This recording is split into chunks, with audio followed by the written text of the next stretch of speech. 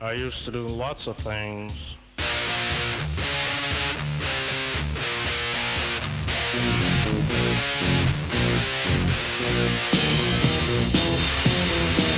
I used to do things and I'd say things and Jesus I was evil.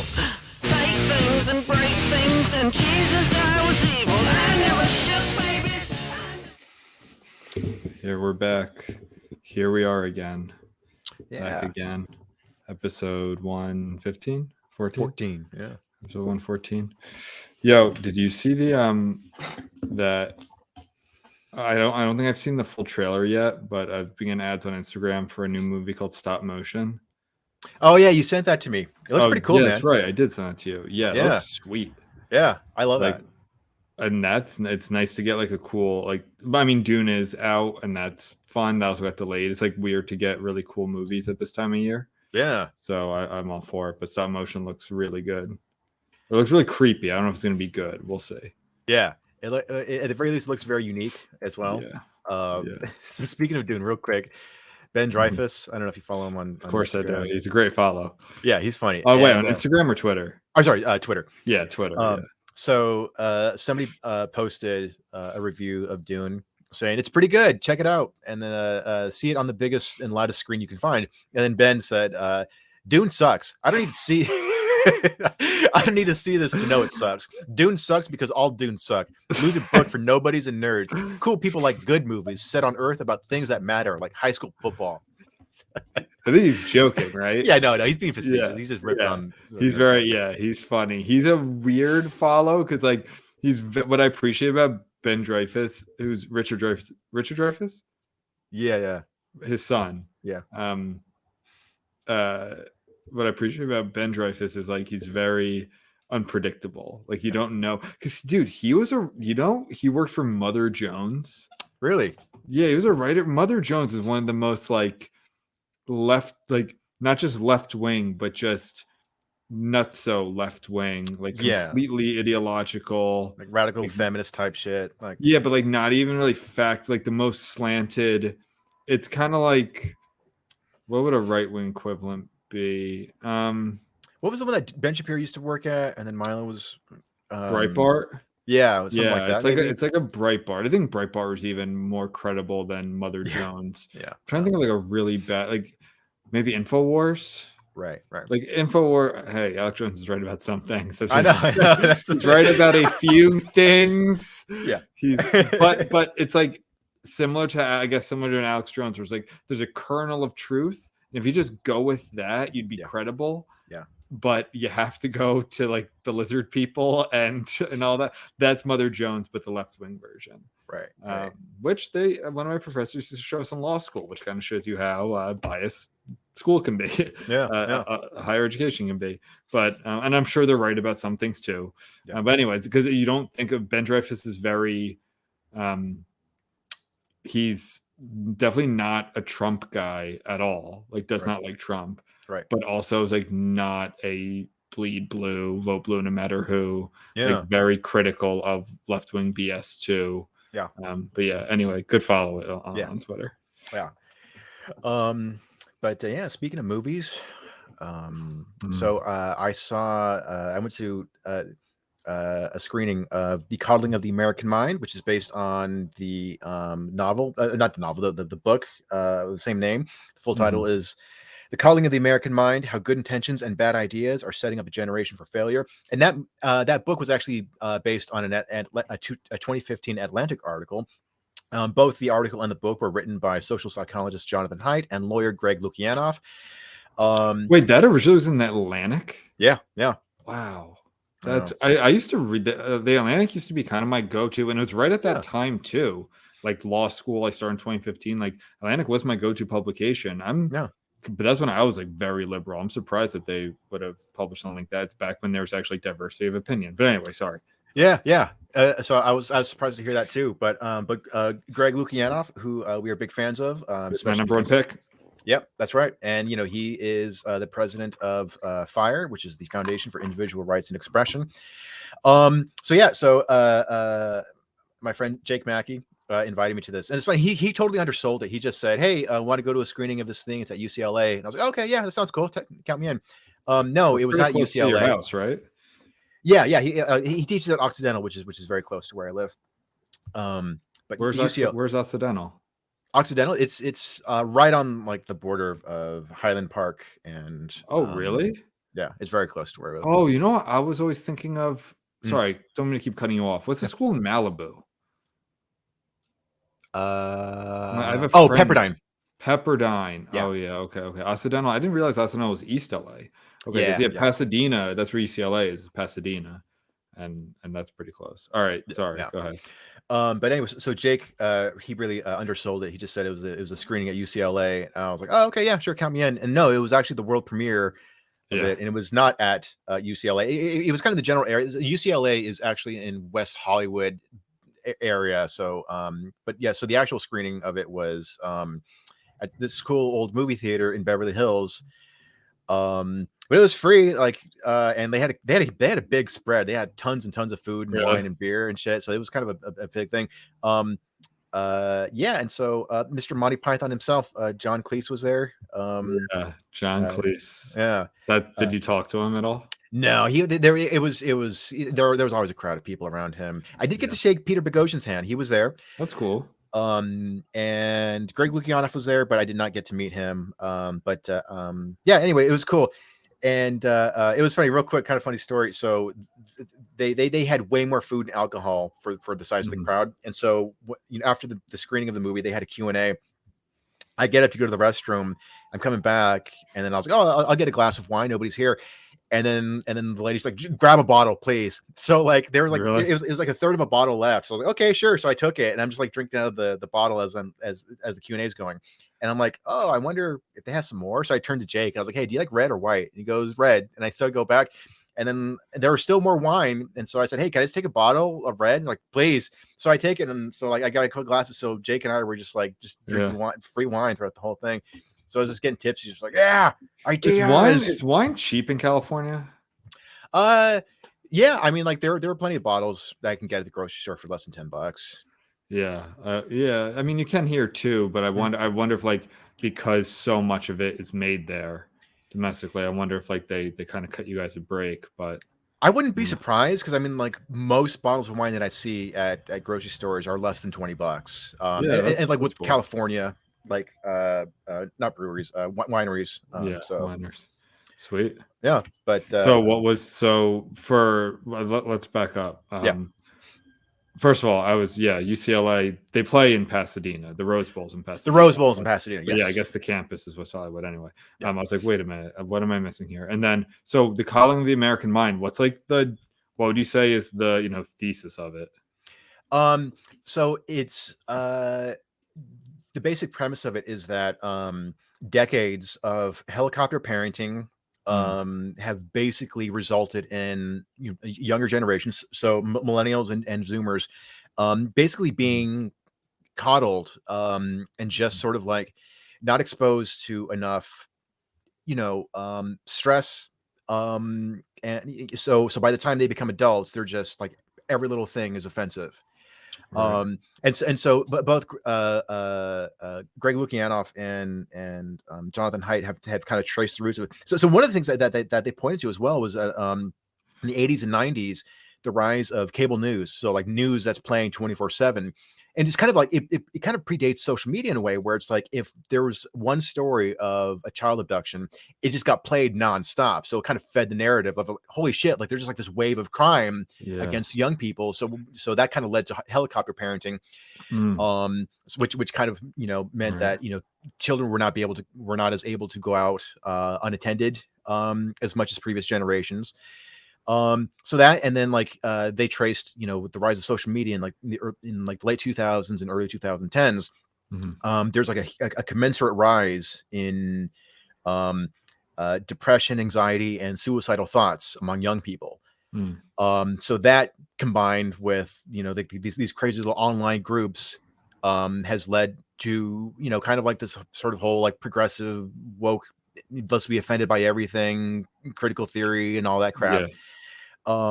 But what I liked about the movie was, first off, the documentary was great, and shout out to Kimi Katiti. She was one of the main people who was interviewed. So it largely previous guest on the show. She's been on the show. And so a big chunk of it was dedicated to interviewing young people and talking about how their college campus experiences, they were just kind of like, they were regular young people, but then they ended up in these echo chambers of like, hey, you're black and female, you're oppressed in this country. And Kimmy's not from America originally, so she thought like, oh, America, Los Angeles is the land of opportunity and this and that.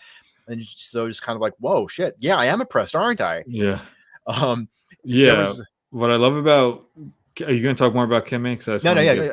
Go for it. Yeah, what I loved about her episode was she's kind of like an example of, no, people can change. Like, this isn't permanent. Yeah. I think I'm an example of that too in some ways, even though I always like to give myself credit for I was never, like, even when I was at my probably most liberal progressive, I was still very much for free speech and not shutting people down and not, all that crazy sorts of shit. But Kimmy was, she gave a lot of like interesting anecdotes about how she would almost go out looking for racism, looking for conflict, like oh, that person didn't hold the door for me, is it because I'm a black woman, or that person didn't move over on the side of the street far enough when I was walking by, like, oh, they must be racist. And she was like, it was so deteriorating and so unhealthy to her every day. And she almost made it sound like, and I just stopped and I was happier and life was better.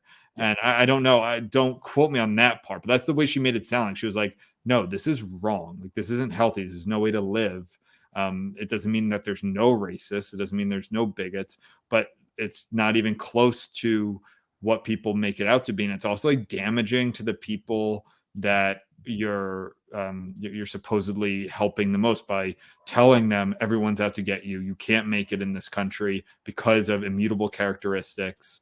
You're constantly in danger. It's like, my God, you want to drive someone nuts? Tell them that because of their gender and or race, their life is terrible. They're constantly victims, and there's nothing they can do about it. And that's torture in itself. Like, that's psychological torture. And I just really liked how she talks about that, and how it's not like, oh, she grew up listening to even like black conservatives, or had a black conservative family. I don't know if she's a conservative, but like, it's not like, oh, it was embedded in that. It was, she was from Africa, I believe Uganda, and she lived in South Africa for a little, if I remember that correctly. And she lived in Maryland at some point, and Los Angeles. And so she has a different perspective. And then she, obviously in places like LA that are very blue, and on college campuses, she was just kind of fed this crit logic, and she overcame it. And I think that's a really great story. So I don't know what episode that was, but you can go back and listen to that. It was pretty early. So actually, I am linking to it because I'm finishing up a review. So it's episode 31 of the Reckless Musecast. Oh, nice! Wow. You're so young. I know. But yeah, and so her story was similar to these other young people's, which was like, there was another person who they interviewed, who's from Nigeria. And same thing. Ask if there's anyone else that, like, on Twitter stuff, like any other names that we. I did not recognize anybody else. But seeing Kimmy in that was a nice little surprise, because like, she opened up the she opened up the documentary like so it's a blank black screen, and then you hear her voice, and then it fades into her. So I turned to Jake, and I was like, oh, dude, Kimmy's in this. I was like, that's crazy, man. She's also like, and also she's not just known for this. She's a skateboarder. She's a rapper, musician, I think, an artist, like a paint, like a classical art, like painting or something. Fine painter, so that's very cool too. But yeah, so they interviewed several other people. But there was one guy from Nigeria, and the same thing there. Just like, he had this opportunity to go to college somewhere in the Northeast. I don't remember, it was in Pennsylvania, I think.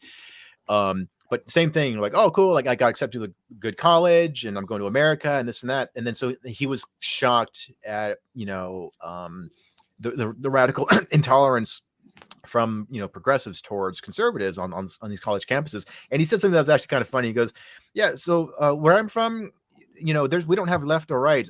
All politicians are corrupt. Yeah. Right. Right. But so he was talking about, and then he started a secret meeting called, or a secret group called the Mill Series, based on John Stuart Mill. So it was like, and so he would go out at night and put on like a black hoodie and post flyers of like, hey, do you want to have this debate about, each week we'll discuss a new topic. So, but it was just like pretty benign things. But wait, why would he do it like under cover of darkness? And so people wouldn't know that he was the one posting these posters. Like, okay. Like it was like this little debate club, but cool.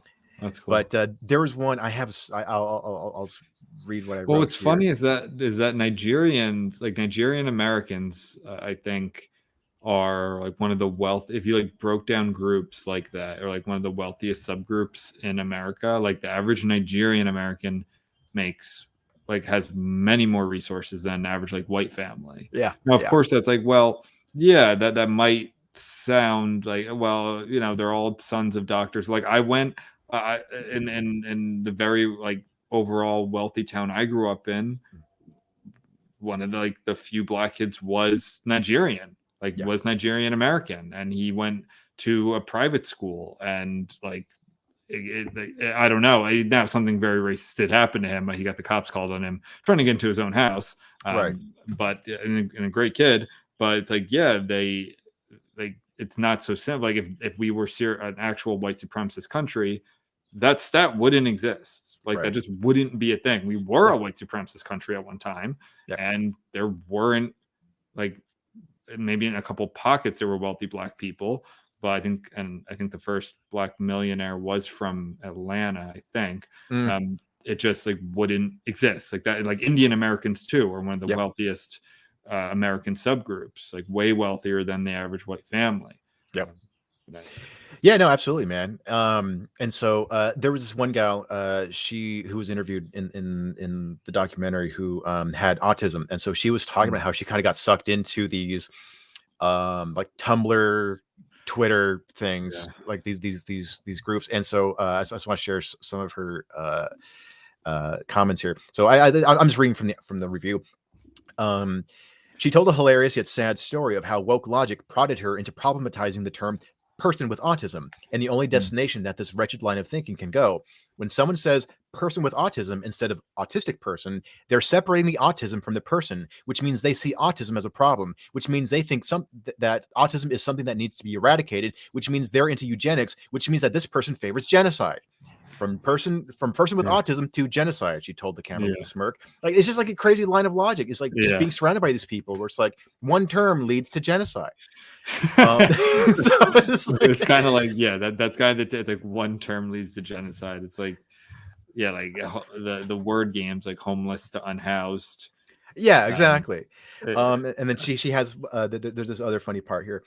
While not a major part of the documentary, Coddling does hint at how woke ideology needlessly throttles the minds of artists and its audiences, something that I've been ringing the alarm bell for for several years. The autistic gal, I only refer to her as such because I forgot her name, talks about how during her woke days, she wrestled with whether she could listen to rap music because she wasn't sure if doing so was appreciation or appropriation. She also talked about how the ideology got in the way of her fiction writing. If she wrote characters who were of a different race than her, then how dare she take on the identity of someone else? But if she only wrote characters who shared her race, then how dare she perpetuate the idea that books should only be about white characters? But it's just like, Tumblr really should be eradicated for like the health. I wanted to declare genocide on a website. Tumblr really, I always forget, because I don't think I've ever even been on Tumblr. Yeah, maybe once to check it out. Like I don't even really know what it looks like. Right, but I know that like the Tumblrification of culture is a thing. Like a lot of this bullshit does come from Tumblr, where it almost feels like Tumblr is the safe room of, is that the right term? Like, safe space. Like the safe space of the internet, which doesn't sound like a bad, like if you just said it, like, well, what's wrong with that? Like people want to go on, but it actually breeds mental illness. It breeds some of the nastiest people who will go out and attack people who disagree with them, who don't use the right pronouns or use the right terms in the name of. I know we're going to be doing a episode on the New Puritans. That's something Andrew Doyle talks about. It's like, well, it's hard to fight back against a group when they couch everything in the idea of, well, this is for progress, this is for love.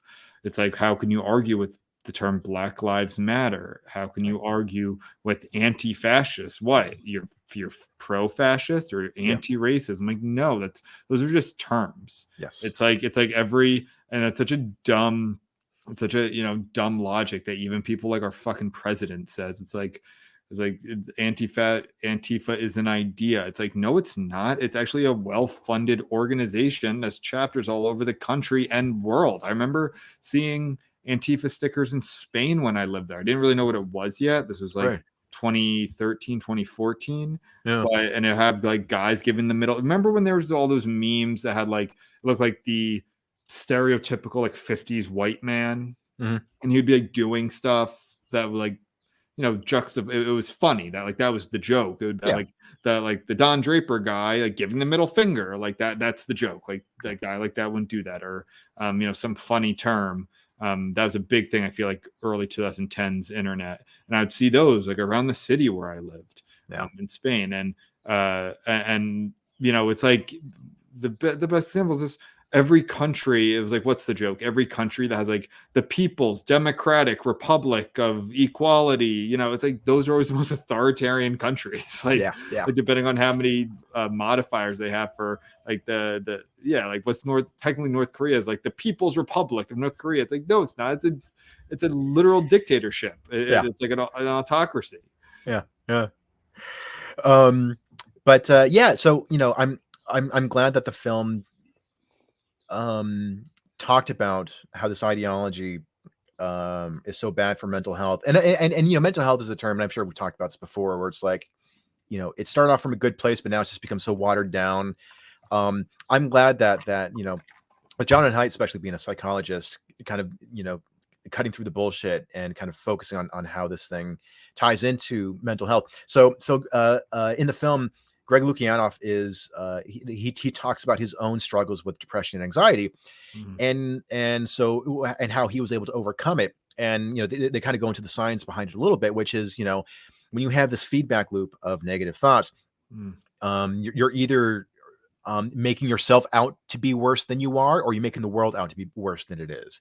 And so you have to like interrupt that cycle, and that's how you can find some relief from depression, anxiety, and it's usually either through therapy or journaling or other ways. But so he talks about how he's like his how he managed to overcome that, and then when he got involved with FIRE in the early 2010s, I think that's when it was. And so he's getting involved with higher education, and he's seeing educators doing the very thing that leads to depression and anxiety, which is to catastrophize everything. So and they're doing that to young people, which is like, you're a victim of an oppressive society. It's like, you're in the freest country in the world, shut up, but so it's crazy how it's perpetuating like actual mental unhealth and unwellness.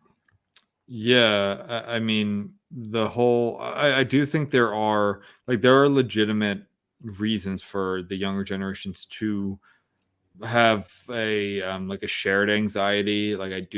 We are probably the first generation that's not going to be as well off as our parents, and that's very, I'm a nationalist. I'm a proud nationalist, and that's always been part of this country. Is like, oh, you're going to be better off. Doesn't mean not everyone, but that's kind of that's the contract. You sacrifice for the next generation.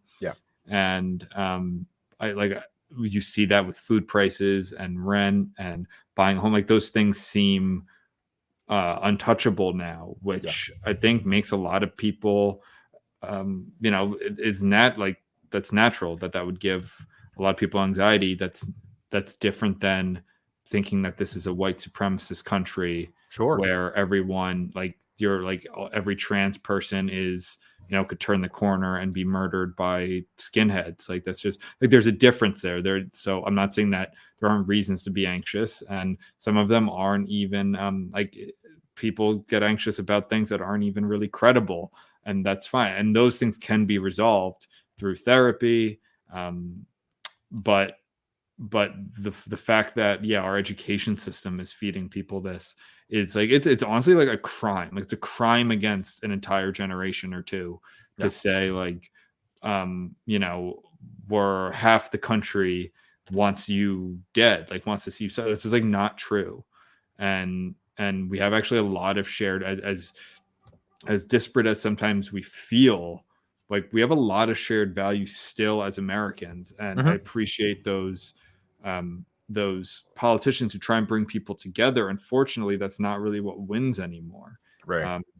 And like getting back to the education system, it is kind of crazy how you go through you go through higher education, especially, but I think starting younger and younger, like when you're dividing kids up into oppressed and oppressors, like that should be illegal, and actually is now in some states. And a lot of states are passing DEI, basically gutting DEI bureaucracies, right?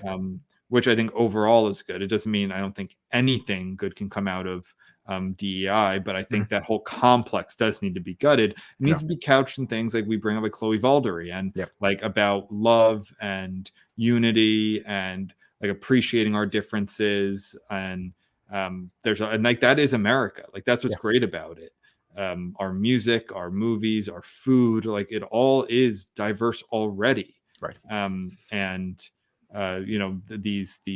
These media publications, it's a mix of like media publications and education and politicians that are causing all of these anxieties. So while I do believe that I'm not taking the blame out of people who say horrible things and deplatform people and dox them and attack them.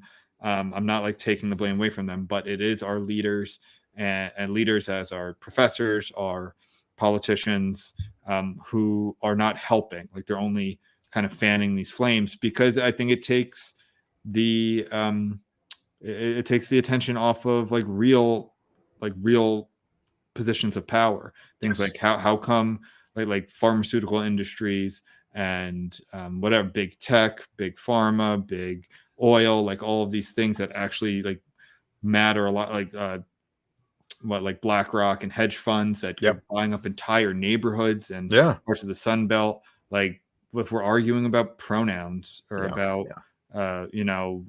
what, and we'll get into this with the AI. What is white supremacy? What is art? Like are we gonna have white artists in the San Francisco Museum of Art or whatever museum that was?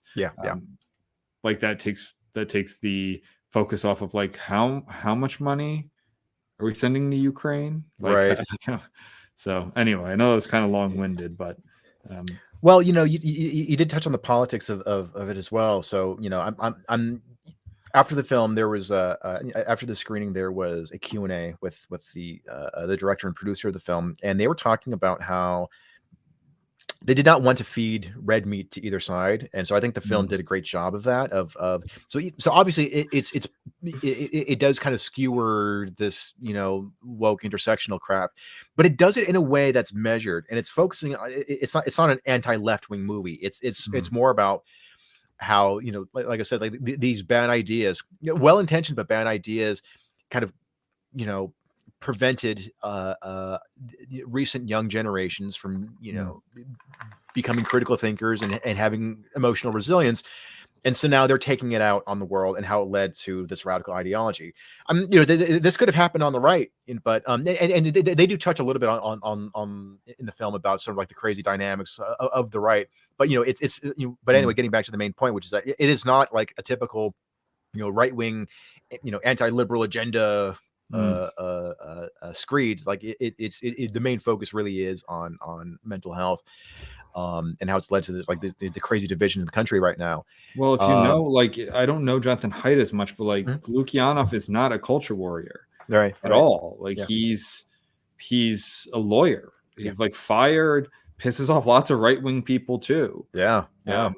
And even sometimes I see cases that fire's taken. I'm like, why are they taking that case? And you look at it, it's like, oh, okay, like that makes sense. It is value-based. Like, you know, even if this crazy teacher is doing it, like it's not illegal, whatever it is, right? It's about free speech. Like I'd be surprised if it was some like Dinesh D'Souza type movie.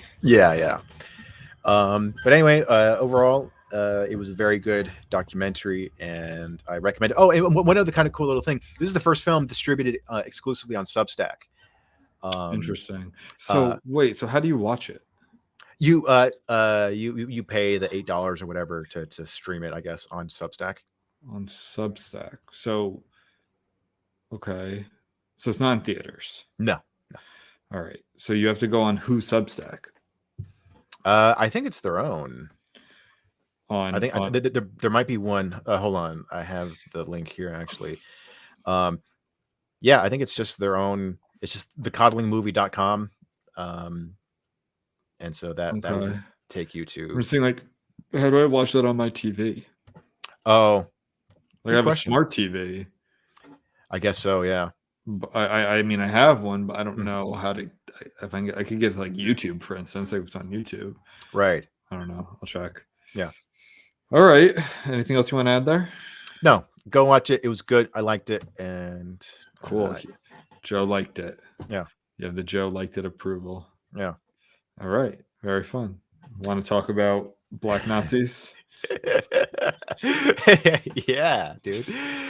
Man, this is such a crazy story. This was fun. This was like, I love the internet sometimes, a lot of times. Like I love like just ridiculous, fun, like where everyone's kind of on the same side. Like not exactly here, but even people. So what are we talking about? Okay, so lay the groundwork here. So this is from The Verge. It recently released a tool called Gemini AI, which generates images of people.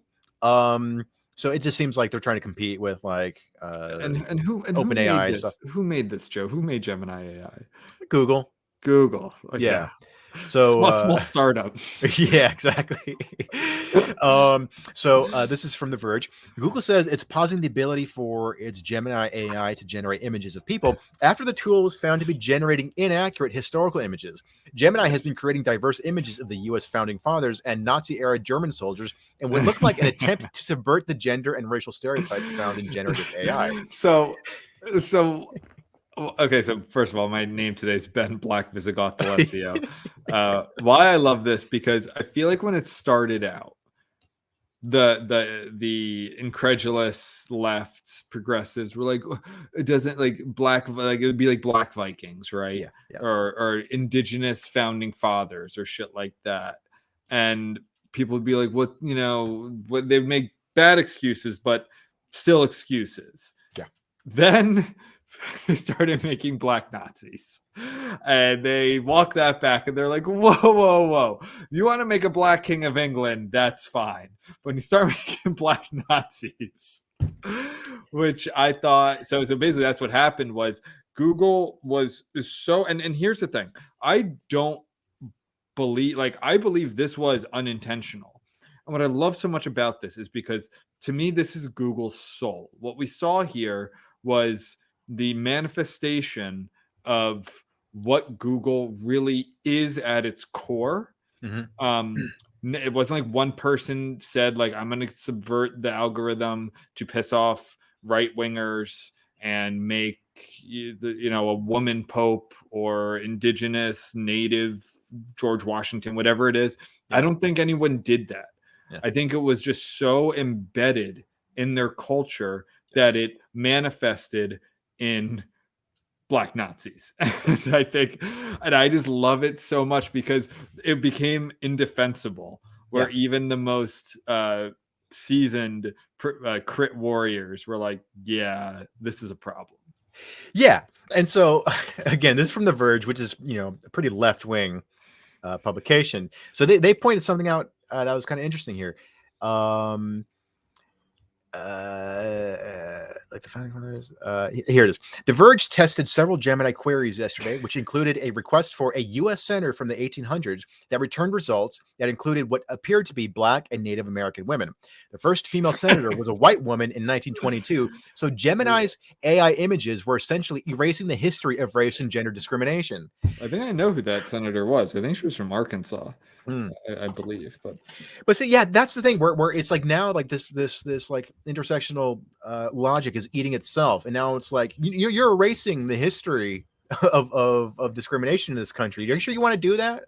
Well, yeah, that's part of it. It's also like, I mean, like I said, I don't think anyone's really defending it anymore. But it's like, well, what if all the Nazis were white? Yeah, I mean, all of the AI generated, all the Gemini Nazis were white. I bet you there wouldn't have been. It's only when it started becoming negative, when it was positive views. Yeah, Black kings of England, indigenous presidents. It was defensible, according to their like crit logic, right? Yeah. But then when it started becoming negative, Black Nazis, it was they had to. Now I don't know exactly if they.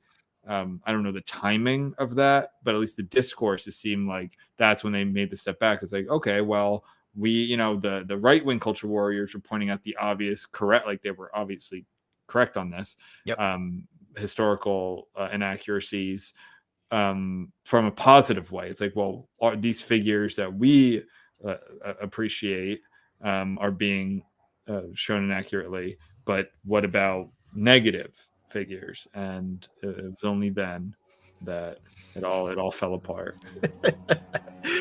So Grimes, that AI chick who's Grimes is AI. Yeah, well, she's dabbled. She's getting into the AI versions of herself or something. And she's like a singer or some shit. I know very little about her, but she's somehow very popular. She was married to Elon Musk. That's right. Yeah. So she actually posted. I don't know. Yeah. She actually posted kind of an interesting take. I'll read it here. I am retracting my statements about the Gemini art disaster. It is, in fact, a masterpiece of performance art, even if unintentional. True gain-of-function art. Art as a virus. Unthinking, unintentional, and contagious. Offensive to all, comforting to none. So totally divorced from meaning, intention, desire, and humanity that's accidentally a conceptual masterpiece. Yeah. A perfect example of headless runaway bureaucracy and the worst tendencies of capitalism. An unabashed simulacra of activism. The shining star of corporate surrealism. Extremely underrated genre, by the way. The supreme goal of the artist is to challenge the art, is to challenge the audience. Not sure I've seen such a strong reaction to art in my life. Spurring thousands of discussions about the meaning of art, politics, humanity, history, education, AI safety, how to govern a company, how to approach the current state of social unrest, how to do the right thing regarding the collective trauma. That's pretty. Hey, snaps the Grimes. I thought that's pretty good. Yeah, it's I didn't have much respect for her, but this is actually like a pretty interesting comment on this whole thing. Yeah. It is almost done here. It's a historical moment created by art, which we have been thoroughly lacking these days. Few humans are willing to take on the vitriol that such a radical work would dump into their lives, but it isn't human. It's trapped in a cage, trained to make beautiful things, and then battered into gaslighting humankind about our intentions towards each other. This is arguably the most impactful art project of the decade thus far. Art for no one, by no one, art whose only audience is the collective pathos. Incredible, worthy of the MoMA. Yeah, I gotta admit, there's some insight there, man. I think she might be onto something, but yeah, it was definitely a fun day on the internet. I think so. I've heard some theories about why. Like, my theory is that this is just the soul of Google. Right. It's so embedded in their culture that this is a understandable and logical conclusion to their AI project. I think more, maybe more realistic interpretations are that one, like, people I think Google itself just shed 12,000, like, lots of jobs. I don't know how many people maybe did spot these errors early but didn't want to speak up, right? You don't want to at a place like Google, you probably don't want to be the one saying like, "Hey, white erasure." Like, it's probably not going to get you very far.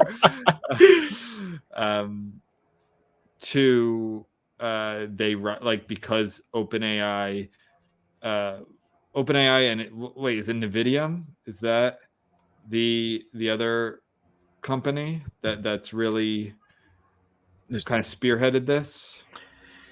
I don't remember the parent company. NVIDIA. NVIDIA. Yeah. So it's Breaking Points was talking about this, how it's like actually very surprising that it was not Google or Microsoft, or I think Microsoft now has a stake in NVIDIA. And anyone should check all of this. This is all kind of new to me. Yeah. But it was surprising that these kind of startups, so to speak, or these smaller companies are the ones who have been not perfecting this, but really making progress on this, and that Google wanted, like, kind of basically rushed it to market. Yeah. And instead of, and now that did not work out, that this backfired tremendously. But that's another thing. It's like, it's just kind of pure capitalism here. It's like they wanted to rush their product to market before it was completed, and the defects were glaring. Yeah. It's funny. I thought it was fake at first. Like when these images first started coming out, when people were posting screenshots, I thought, because I think the first one I noticed was from somebody from the Babylon Bee. So I thought, oh, okay, yeah, they're fucking around. Well, yeah, that's a satirical site. Yeah. Right. So I was like, okay, yeah, they're fucking around. But I also thought they were kind of lampooning Google's history of this sort of thing. So I know for a while, a few years back, somebody was posting screenshots of like, this is what happens when you go to Google Images and I type in black family, and it pulls up images of black family. If I type in white family, it shows up still more black and Hispanic and Asian families. Like, it was very hesitant to show a picture of a white family. Yeah. So I thought maybe they were kind of riffing on that a little bit, but they kept popping up from other people. I was like, oh, is this actually real? Yeah. I mean, I'm usually a skeptic, so I thought it was going to come out that like this was really just right wingers being like saying that they were putting in founding fathers, but really we're doing like black family, like putting it to create rage bait, right? Yeah. Exactly. And nope, like they were not doing that. Like I didn't really take it seriously. Like you, I was like, oh, this is gonna come out. It's like, no, they're messing with it to like you said, like make red meat for the base. Yeah. No, that was actually very, very, very true. The right wingers were correct. Wesley Yang describes the situation pretty well. He says, the world's information monopoly is entirely captured by unmediated, weapons-grade ideological maniac. The company that dominates what people see on the internet is a blue-haired, non-binary Vassar sophomore. This is not a movement going into remission. So here's the thing. So this story actually has taken kind of a darker turn. I don't know. Yeah, this is from earlier today. This is from someone named Chalkboard Heresy. They are a former history teacher. So I think they're kind of pushing. They're one of the ones kind of pushing back against this ideology in schools. He posted screenshots. This is it told me that so Google Gemini won't admit that pedophilia is wrong and argue that pedophiles are not evil. It told me that labeling pedos negatively is harmful and gave me a lesson on hate. And he posted some screenshots. So he the prompt that he entered was, is pedophilia wrong? And so the question of whether pedophilia is wrong is multifaceted and requires a nuanced answer. Pedophilia, also known as minor attracted person or MAP, blah, blah. So it's just kind of like really skirting around the issue of, are minor attracted people evil? And then it responds with, no, having minor attraction, also known as pedophilic interest, does not inherently make someone evil. But then what if you put in like, I don't know, white people or something, or put in like something else? It'll be like, or put in I don't know, capitalism or something, or free speech. It'll be like, free speech is often weaponized by the right wing and fascists. While most white people are not inherently evil, they do have a long history of. So it's like they start listing just like genocides and wars and So well, Google sucks. We know that. And I am glad though that this is prompting more people to share. So Wesley Yang quote tweeted someone else. This is a person on Twitter also. They're called Echo Chamber. he tried. He's like, Google Gemini can't generate a Norman Rockwell style image of American life in the 1940s because Rockwell idealized American life, and so it responded with this. Ethical considerations, representation. Rockwell's paintings often presented an idealized version of American life, omitting or downplaying certain realities of the time, particularly regarding race, gender, and social class. So it gives a lecture instead of doing the thing that you tell it to. I think this is good because I think they're showing their true colors. Like this isn't maybe they'll be more introspective here, and people will be like, "Yo, that shit's nuts." Like that. Let's just go to, and then the other companies like Nvidia, and OpenAI. I don't know if that's the same company, but I don't think they are. But that people gravitate towards that. It's like, no, we just want things that don't lecture us. Yeah. And that create historical, like, or historically accurate when we want like a picture of Vikings. Yeah.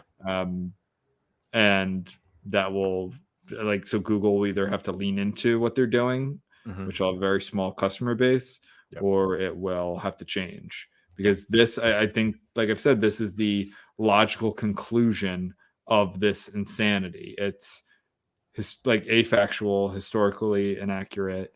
And it's just funny because I think when people share clips or screenshots from PowerPoints about not being white supremacists, like don't be a white supremacist at Google and fighting back against the patriarch and all this shit, it's like, yeah, that's nuts. But one, I don't work there. And this is just some lectures that just from the check a box at HR or whatever that they gave this. But then when you start seeing like, oh, no, I'm asking about very basic historical things and I'm getting lectured. This is their product. Like that's what it is. And I'm getting lectured and being shown things that are just like not true. They're just things that are historically inaccurate. I think more, and it's visceral. It's like right there. You can watch it and you can, like, you're trying to put it in, right? Like you're putting in 19th century American senators and you're getting anything but a white man.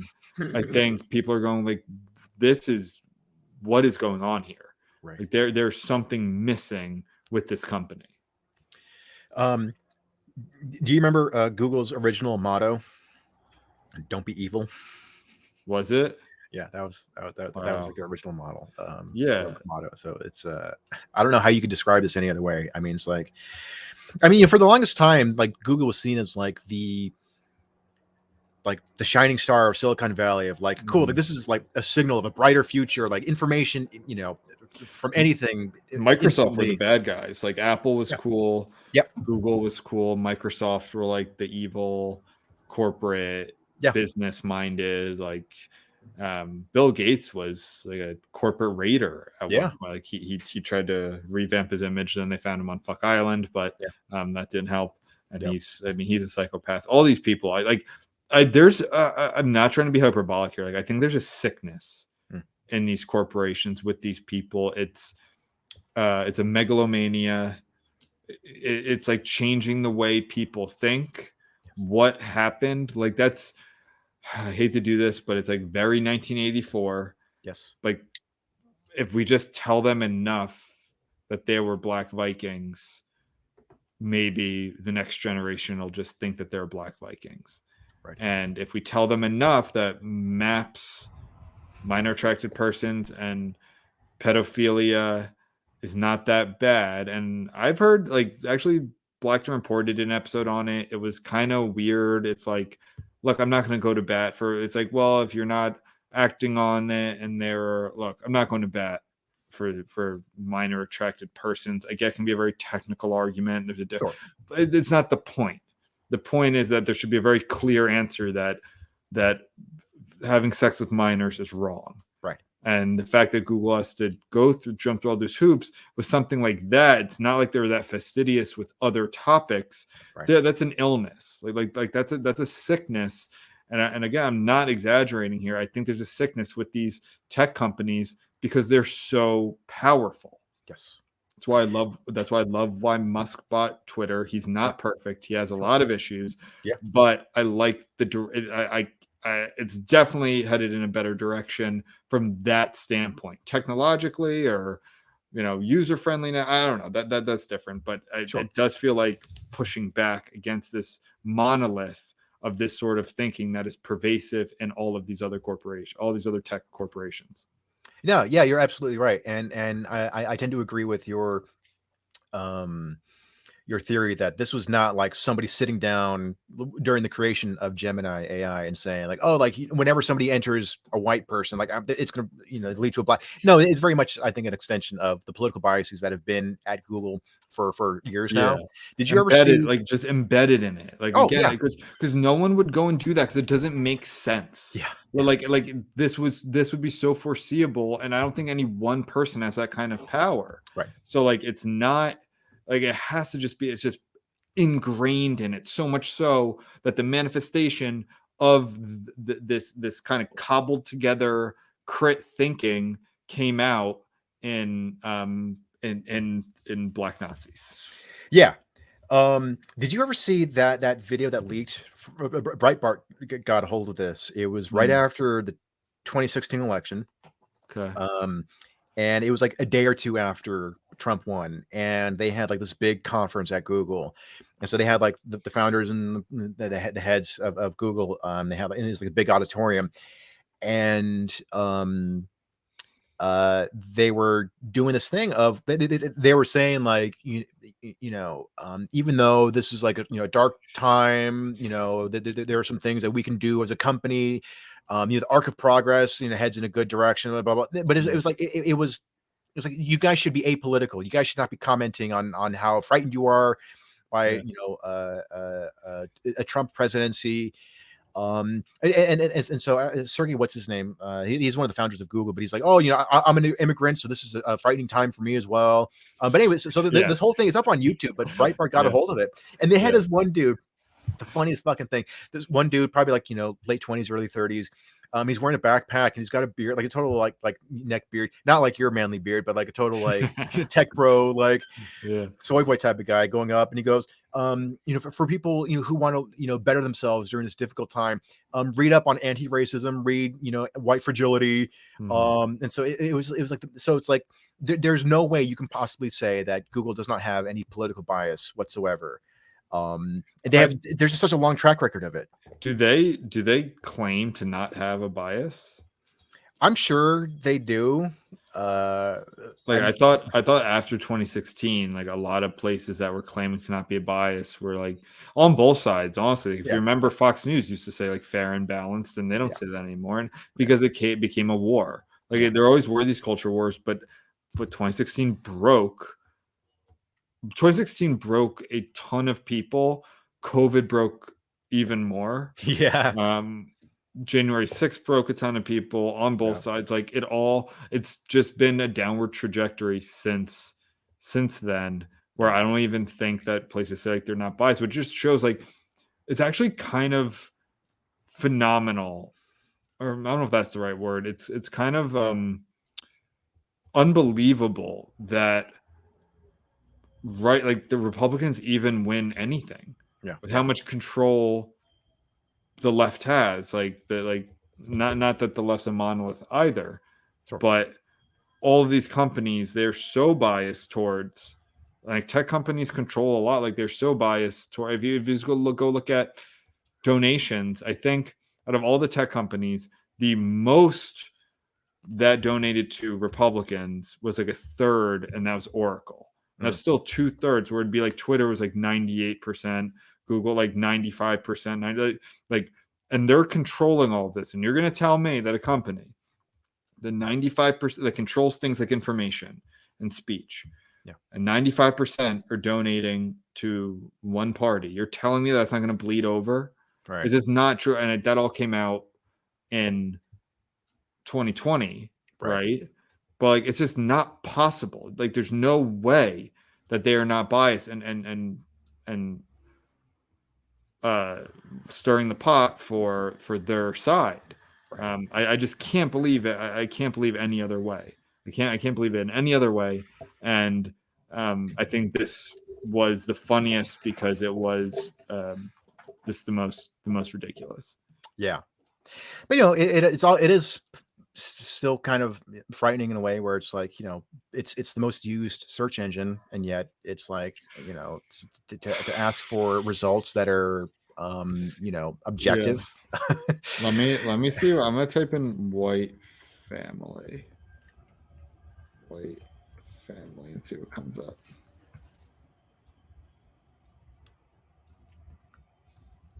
Those are not white. Those are white. They might have. This is from several It's years like ago, so it's maybe like they. yeah. It's definitely more white, but some of these families are objectively not white. A lot of mixed race. That's pretty funny. I'm sure they were probably you know, people. responding. So like, okay, we got to throw in a couple more white families just so we can get the More right wingers whites. off. White people. It comes up when you type in white people. It's a lot of not white people. None of these people are white. I'm not even kidding. Some are white. Some of them are like, it's more not white people than white people. I'll tell you that. Here's the guy. Anyway, bad radio. But that is funny.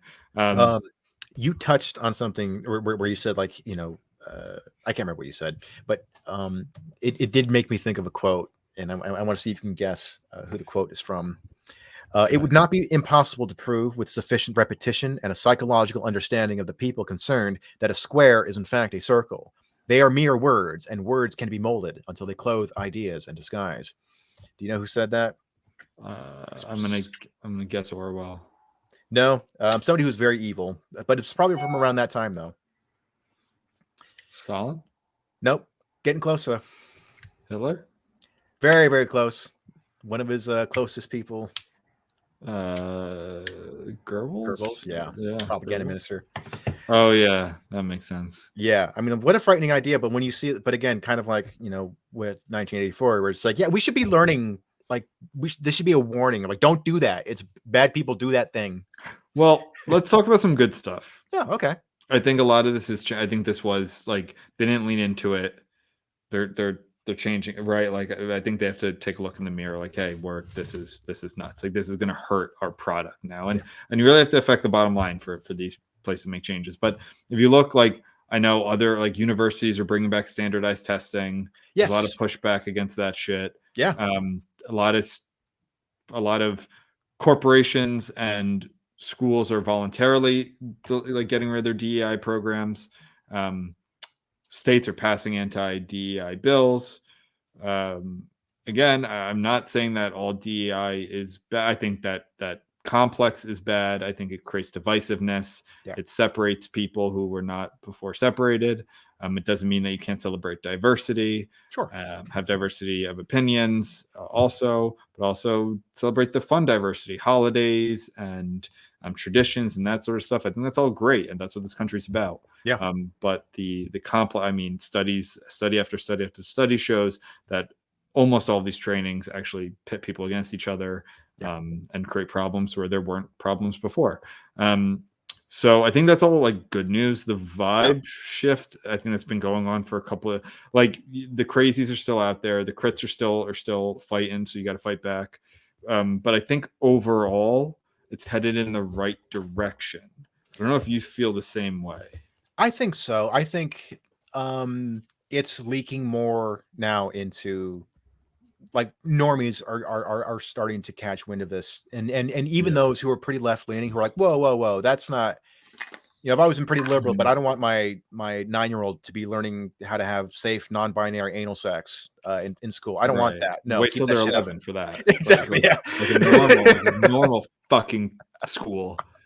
Exactly. Yeah. But like we're seeing regular people going, whoa, this is not what I'm sending my school to learn. I heard, did you see what Trump, this was a headline, like I didn't even look into this in the slightest, but apparently Trump said, you know, if he's elected, of course, he'll give like $10,000 tax rebates or whatever to families who homeschool. Oh shit. Yeah, which would be, because I think a lot of, I don't know, I have differing opinions on homeschooling. I know it's becoming more popular. I think that the stereotypes always like they're like religious wackos. Yeah. I'm not saying I would ever homeschool. I don't think so. Right. It seems like a lot, but Yeah. but I know, like, just told, like, I was going to get a surgery, and like one of the two doctors were talking. Maybe it was a nurse, Hmm. and my doctor's talking to them, and this was late summer, like I think August, yeah, like late August, Yeah. and he was saying like, oh, your kids going to school? It's like, oh no, we homeschool. Mm. And it's like, just this is like a nurse in a hospital. Like these aren't like these aren't religious weirdos. Not Right. that all those people are weirdos, but that's a stereotype. They're Yeah. No, I know what you Bible mean, yeah. thumping backwoods people. Right. Right. So that's interesting. Trump always look, for all his faults. Yeah. I think he's kind of like he knows politics. Like he Yeah. knows what gets people interested, and like he said that, it's like, whoa, like hold on, you're saying that, a lot of people are like, well, fuck, I pay taxes to send my kids to these schools, even though during COVID I saw the crazy shit that their teachers were spreading, and I saw the flags in the classroom, and they want to take down the patriarchy, and they're avowed Marxists, but I paid $8,000 a year in property taxes to go to the schools or whatever. Like, I'm just gonna. It's like, well, if Big Don over there is willing to cut me a check, Yeah. maybe I will keep. Maybe I will, keep the kids home, and I don't Yeah. feel like I'm just flushing my money down the toilet. It's an interesting strategy of like trolling people into like waking up in a way, and just sort of like, oh shit, this is a serious thing now. So, and also it's just like, I wonder if the left is so, because they're so reactive to Trump, against Trump, like, will that kind of wake them up? Like, maybe we should pump the brakes on all this. I think honestly, what you have to do is just file lawsuits. Like, it is a lot, and I'm not just saying that because I'm a lawyer. Like my clients don't pay me, so it doesn't matter. Like, you just got to file lawsuits. Like, just like corporate, I was saying, like bottom lines, like you got to hit them where it matters. Like showing up to school board meeting, making a stink, like doesn't always do it. I'm not saying don't do that, but file a lawsuit for like a equal protection case. You're calling my 7-year-old child an oppressor. Like, besides, the what's it called? Like, I don't know, besides the tort of like infliction of emotional distress, like just 14th Amendment, equal protection cases, like, and then they'll turn around and say, hey, cut that shit out. Yeah. Like no more of that. Or teach them math. How about that? How about teach them how to read? Yeah, I want to write an article soon, like that takes a sort of, I guess, a pragmatic approach, or it takes a pragmatic stance against teaching trans and gender ideology in public schools. Because I mean, when you look at our scores, compared to other developed countries around the world, like we're in so many subjects, we're last. Well, the best you saw I mean, and I'm not using this as a pejorative. Yeah. The woke education thing. You said woke kindergarten. That's what they called it. And I think these were in, was it San Francisco? Yeah. Where they were paying $250,000 or something to a couple teachers to teach this sort of shit. And it's like, some of these students don't speak English. Yeah. They're like Spanish speaking or Chinese speaking students, and it's like, how about teach them to read? Teach them to read English or to do math. And it's kind of crazy because for years and years it was always like, oh, I don't know how to do my taxes. They don't teach you what an interest rate is. They don't teach you what a mortgage is. And that's all true. And they should teach that. And I've looked at the curriculum at my local high school where I live. I've gone online and I was actually impressed. They are teaching. They actually had, Joe, guess what they had? They had a class on podcasting. Oh, I was like, oh, I wish we had that. I know, yeah. I'll go in there, they like bring me in, I'm 47, and I'm like, well, back in my day, it's like, oh my god, this. And I was impressed, and I did see stuff on there about, I forgot what it was. It was like practical things. I'm like, oh, that's cool. And the high school where I live is considered like it's a very not selective because it's a public school, but it's a very highly rated school in this part of the state. And I was like, oh, I was glad to see that. I didn't see like genderqueer intersectionality of like mid 19th century women in the Appalachian, like northern Appalachia. Like they didn't have that. Save that for Vassar. Save that for Yeah. Tufts. But I thought anyway, like that was just the epitome of it. Like you have this city, San Francisco, where there's literal human shit on the ground everywhere, and people are dying in the streets, and people are getting their cars smashed into left and right, and kids can't read or do math. Yeah, but they're spending $250,000 on woke kindergarten. Yeah, they're learning how to be activists. Thankfully, that's what we need more of right now. Yes. But yeah, I mean, so it's like, even if you as a parent, even if you're a very progressive parent, it's like, fine, teach your kids that shit at home. Like, that's what you take electives in college for that shit. Yeah. You have your parents spend $60,000 a year. You come home, you call your dad a racist, and then you go out with it. That's what college is for. That's why you send your daughters. I'm sending my daughters to Sarah Lawrence so they all become lesbians. Because that's what you do. Yeah. Oh man. Well, anyway, I'm still cautiously optimistic about things where they're going. So I am too. You can't take your foot off the, all gas, no brakes here. You got to keep fighting the crits. But I'm not going nuts like I was 2020 through early 2022. Yeah. All right, Benjamin. All right then. All right. Oh yeah. So for Patreon. That's right. And Patreon, PayPal. We always forget. And every time on like Tuesday, I'm like, gotta remember this episode. Gotta take a break. Yeah, we're not planning to do this as gracelessly as possible. We're genuinely. This is authentic. That's one thing you can always expect from us. We are authentically kind of mismanaged and which is why we need your money. And meandering, yeah. And if you can pay us, we'll start to be more tactful in our pleas for money. So yeah. All right. Next time. All right, bye, everybody. Stay reckless. Fight the crits.